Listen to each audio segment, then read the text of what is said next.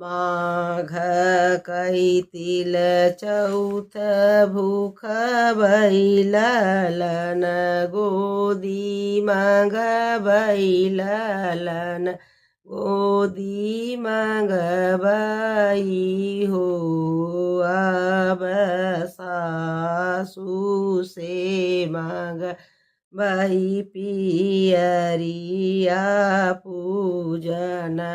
करई जाबई पूजन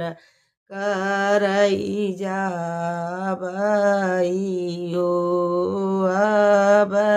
सासू से मंगबई पियरिया पूजन करई जा बई पूजन करई जा बई।